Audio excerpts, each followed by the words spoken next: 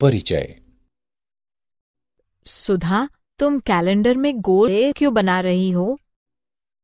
इन दिनों मेरी कक्षा परीक्षाएं हैं। मुझे अपनी नोटबुक में इन तिथियों को नोट करना है। क्या इनके पूरक दिनों में तुम्हारी कोई परीक्षा नहीं है? पूरक? इसका क्या अर्थ है? ओह, पूरक, क्या तुम नहीं जानती हो? नहीं। आओ, मैं तुम्हें समझाऊंगी।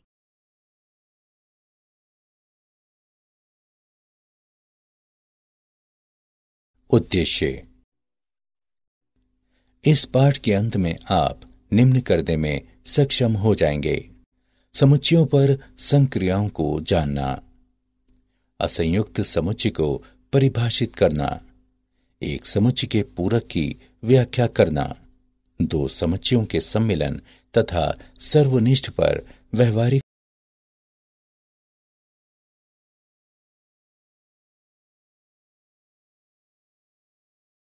समुच्चयों पर संक्रियाएं यानी सर्वनिष्ठ। दो समुच्चयों ए तथा बी का सर्वनिष्ठ ऐसा समुच्चय है जिसमें वे अवयव सम्मिलित हैं जो ए के तथा बी के अवयव हैं। सर्वनिष्ठ के लिए हम इस प्रतीक का उपयोग करते हैं। उदाहरण, यदि ए बराबर 3, 4, 6, 8 तथा बी बराबर 1, 2, 3, 5, 6, तब ए सर्वनिष्ठ बी बराबर 3, 6। अब इस आरेख को देखें। यह छायांकित भाग ए सर्वनिष्ठ बी को दर्शाता है।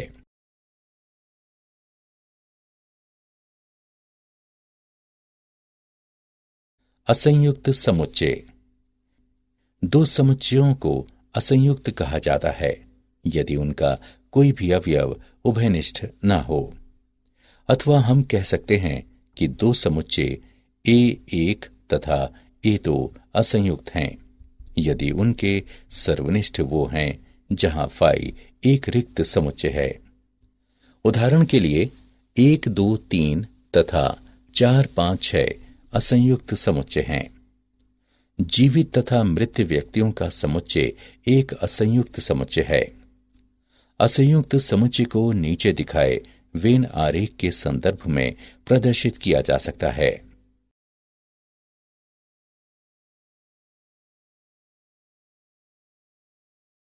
सर्वनिष्ठ संक्रियाओं के गुणधर्म। सर्वनिष्ठ एक क्रम विनिमय संक्रिया है। ए सर्वनिष्ठ बी बराबर बी सर्वनिष्ठ ए, ये एक सहचर्य संक्रिया है। ए सर्वनिष्ठ बी सर्वनिष्ठ सी बराबर बी सर्वनिष्ठ ए सर्वनिष्ठ सी। वितरण या बंटन नियम सत्य है। ए सर्वनिष्ठ बी सम्मिलन सी बराबर ए सर्वनिष्ठ बी सम्मिलन ए सर्वनिष्ठ सी। फाई तथा यू का नियम।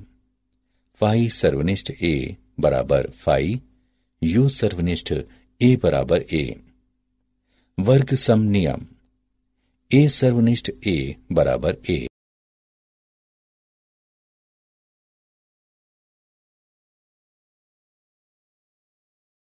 समुच्चयों पर संक्रियाएं। अंतर। समुच्चय ए तथा समुच्चय बी दिए गए हैं। समुच्चय ए में से समुच्चय बी के समुच्चय का अंतर ऐसे अवयवों का समुच्चय है जिसमें ए के सभी अवयव हैं लेकिन बी का कोई अवयव नहीं है। हम ए घटा बी लिख सकते हैं। इस वेन आरेख को देखिए। यह हमें दो समुच्चयों S1 तथा S2 का अंतर दिखाता है। इस आकृति पर एक पार्श्व दृष्टि डालें। बी डी ई जी केवल ए के अवयव हैं, इसलिए ए घटा बी बराबर बी डी ई जी। नोट करें कि यद्यपि ए एफ सी अवयव ए के अंतर्गत है लेकिन हमने इन्हें ए घटा बी में सम्मिलित नहीं किया है क्योंकि हमें समुच्चय बी में कुछ भी नहीं लेना है। कभी कभी एक वेन आरेख में देखने की अपेक्षा दोनों समुच्चय के अवयवों को लिखना अधिक आसान हो सकता है। तब हम उन अवयवों को अंग्रेजी के मोटे अक्षरों में दिखाते हैं जो ए में है लेकिन बी में नहीं है। ए बराबर B D E G A F C, B बराबर K H U A F सी।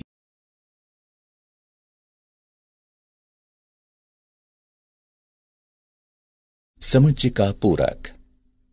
एक समुच्चय ए दिया गया है। ए का पूरक समुच्चय सार्वत्रिक समुच्चय यू के उन सभी अवयवों का समुच्चय है जो ए के अवयव नहीं हैं। हम पूरक को निम्न के रूप में लिखते हैं। दूसरे शब्दों में समुच्चय ए का पूरक जिसे ए डैश द्वारा निरूपित किया जाता है सार्वत्रिक समुच्चय के उन सभी अवयवों का समुच्चय है जो ए में नहीं है। ए के बाहर के छायांकित भाग को ए डैश द्वारा निरूपित किया जाता है।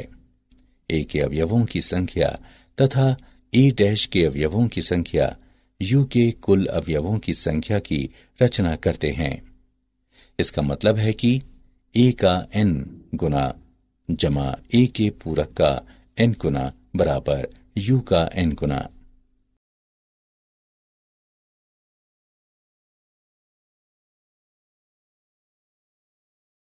पूरक के उदाहरण।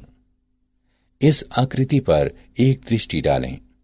डी तथा एफ यू में हैं, किंतु वे ए में नहीं हैं, इसलिए ए का पूरक बराबर डी एफ। आइए वेन आरेख को देखे बिना हम पूरक निकालते हैं। हम उन अवयवों को अंग्रेजी के मोटे अक्षरों में दिखाते हैं जो यू में हैं, लेकिन ए में नहीं हैं। ए बराबर ए बी सी, यू बराबर A B C D F. अतः ए का पूरक डी तथा एफ हैं।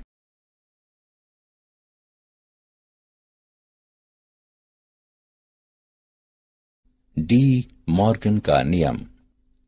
समुच्चय के सिद्धांत में डी मॉर्गन का नियम एक दूसरे से तीन मूल समुच्चय की संक्रियाओं का संबंध दिखाता है: सम्मिलन, सर्वनिष्ठ तथा पूरक। डी मॉर्गन के नियम का नाम भारत में जन्मे ब्रिटिश गणितज्ञ और तर्कशास्त्री ऑगस्टस डी मॉर्गन के नाम पर रखा गया है। यदि ए और बी एक समुच्चय एक्स के उपसमुच्चय हैं, तब डी मॉर्गन का नियम कहता है ए सम्मिलन बी का पूरक बराबर ए का पूरक सर्वनिष्ठ बी का पूरक। ए सर्वनिष्ठ बी का पूरक बराबर ए का पूरक सम्मिलन बी का पूरक। यहां ये सम्मिलन को दर्शाता है, ये सर्वनिष्ठ को दर्शाता है तथा ये ए के पूरक समुच्चय को दर्शाता है। अर्थात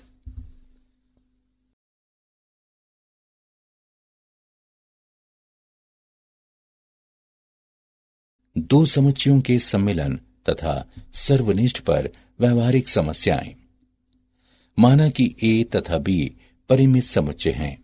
यदि ए सर्वनिष्ठ बी फाई के बराबर है, तब ए का n गुना सम्मिलन बी बराबर ए का n गुना जमा बी का n गुना। ए का n गुना सम्मिलन बी बराबर ए का n गुना जमा बी का n गुना घटा ए सर्वनिष्ठ बी का n गुना। यदि ए बी तथा सी परिमित समुच्चय हैं, तब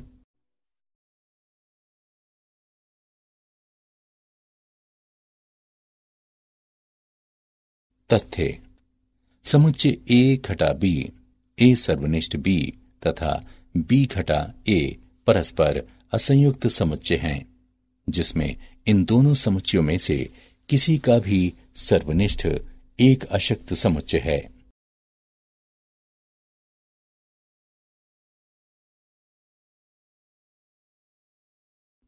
क्या आप जानते हैं वर्णनात्मक समुच्चय सिद्धांत वास्तविक रेखा के उपसमुच्चयों का तथा और अधिक सामान्य तौर पर पॉलिश रिक्त स्थानों के उपसमुच्चयों का अध्ययन है।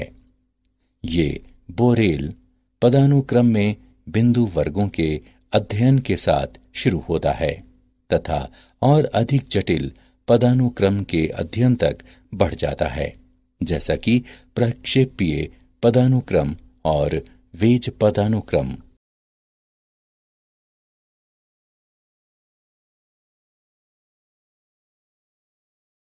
सारांश।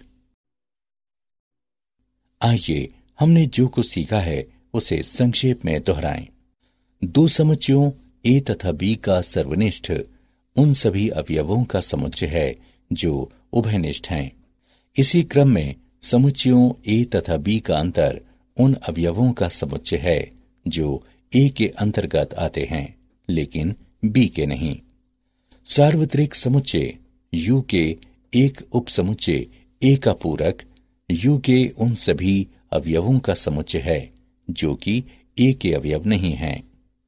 किन्हीं भी दो समुच्चयों ए तथा बी के लिए ए का पूरक सम्मिलन बी बराबर ए का पूरक सर्वनिष्ठ बी का पूरक तथा ए का पूरक सर्वनिष्ठ बी बराबर ए का पूरक सम्मिलन बी का पूरक।